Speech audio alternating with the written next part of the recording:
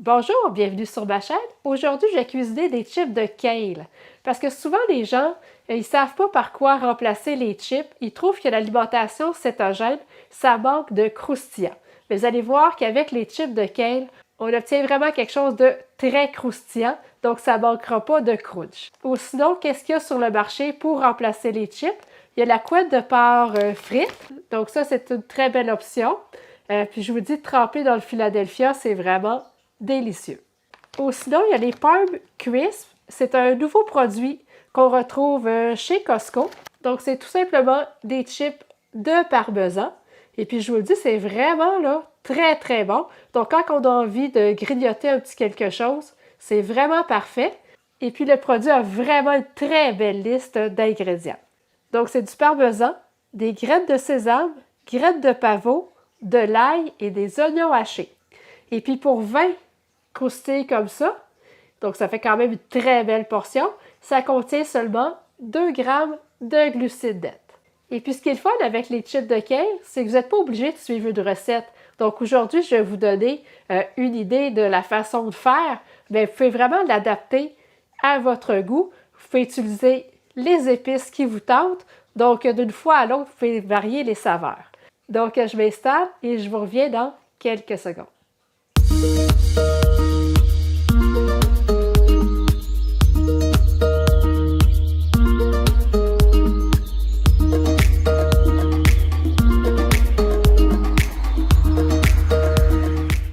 Donc, je vais commencer par préchauffer mon four à 275 degrés Fahrenheit si vous avez le mode convection.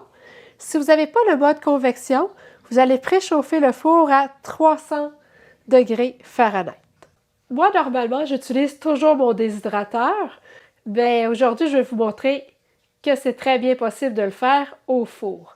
Donc là, j'ai lavé mon kale et ça va être important de l'éponger pour enlever le maximum d'eau parce qu'on veut que l'huile qu'on va utiliser, donc on va se faire une petite vinaigrette avec de l'huile, on veut que l'huile colle bien aux feuilles de kale.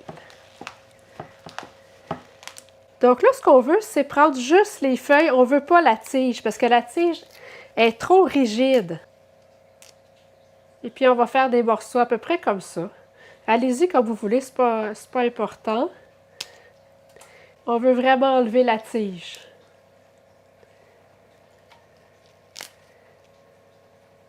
Et puis, on va déposer les feuilles de kale dans un grand bol. Donc, j'ai terminé de préparer le kale. Je vais maintenant faire la petite vinaigrette. Donc, je vous montre une façon de faire. Bien, moi, normalement, je ne suis pas de recette. J'y vais selon mon imagination, selon le goût du moment. Donc, vous pouvez vraiment vous amuser à faire ce qui vous tente. Ce qui est bon aussi, c'est juste de l'huile d'olive avec un peu de sauce soya ou de sauce tamari. Ça fait très bien l'affaire. Pas vraiment de règles à suivre. Ce qui est important, c'est d'avoir suffisamment d'huile pour bien recouvrir toutes les feuilles. Donc, je vais mettre 2 cuillères à soupe d'huile d'avocat. Bien, vous pouvez très bien utiliser l'huile d'olive. Mais moi, j'aime bien le goût neutre de l'huile d'avocat.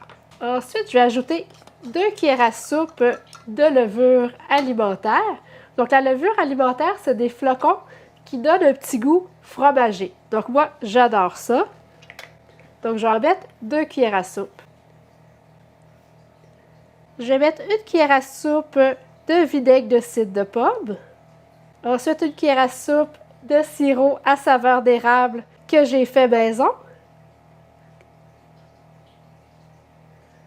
Je vais mettre 1 demi-cuillère à thé de poudre d'ail, 1/4 de cuillère à thé de poudre de chili, 1/4 de cuillère à thé de sel,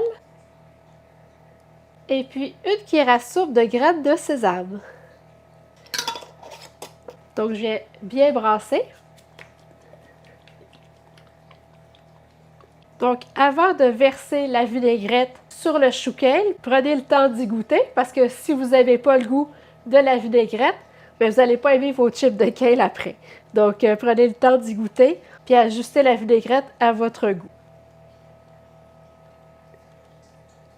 Donc là, il faut bien répartir la vinaigrette sur les feuilles de kale. Il faut que toutes les feuilles de kale soient bien enrobées.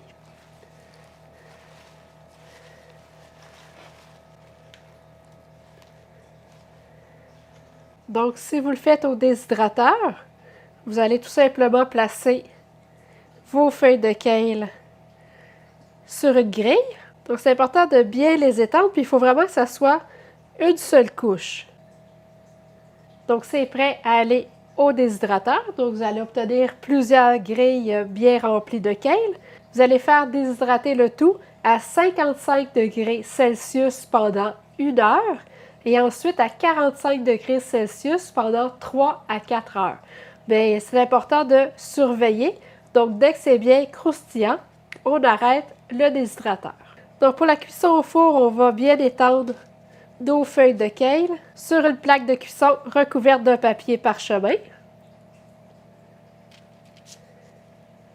Donc, il faut bien ouvrir les feuilles, puis c'est important que ça soit en une seule couche. Donc, comme ici, là, il manque un peu d'huile, je vais la frotter aux autres feuilles pour aller chercher un petit peu d'huile. Donc, c'est prêt à aller au four. On va faire cuire de 12 à 20 minutes. Après 12 minutes, on va retirer la plaque du four et puis on va vérifier s'il y a des feuilles de kale qui sont déjà croustillantes. Donc, s'ils sont déjà croustillantes, on va les retirer et puis on va remettre au four pour un autre 8 minutes. Ça va être important de vérifier régulièrement parce qu'on ne veut pas que les feuilles de kale deviennent brunes. Si elles deviennent brunes, ça veut dire qu'elles sont un peu trop cuites, donc elles vont avoir un goût amer. Donc après 12 minutes avec l'option convection, toutes mes feuilles de kale sont bien croustillantes, donc je n'ai pas besoin de les remettre. Ils sont toutes parfaites. Puis comme vous voyez, ils sont restés bien vertes, donc ils sont pas brunes du tout, donc elles vont être délicieuses. Wow, elles sont vraiment bonnes, puis ils sont vraiment croustillantes à souhait, donc sont vraiment parfaites. Donc là, on va les conserver dans un plat hermétique. Et puis, elles vont se conserver environ 1 semaine. Si jamais elles perdent un peu de leur croquant, c'est juste de les remettre un peu au four pour quelques minutes, juste leur redonner un peu de croquant. Vous allez en obtenir beaucoup plus que ça, c'est juste une petite partie. Donc, 1 semaine dans un contenant hermétique à température pièce, ça va très bien se conserver. C'est tellement bon, mais c'est surtout tellement croustillant. Donc là, vous ne pouvez plus dire que l'alimentation cétogène manque de croustillant. Je vous le dis, avec les chips de kale, c'est vraiment parfait. Donc, si vous n'avez jamais goûté aux chips de kale, prenez le temps d'en faire, ça vaut vraiment la peine. Et puis, je vous dis, les croustilles de pommes de terre, ça ne vous manquera plus jamais. Donc, les gens vont pouvoir manger des chips à côté de vous. Et puis, ça ne va pas vous déranger du tout. Vous n'allez pas vous sentir privé parce que vous allez être très content de manger vos chips de kale, surtout si vous les adaptez à votre goût. Donc, si vous faites un mélange d'épices qui vous plaît.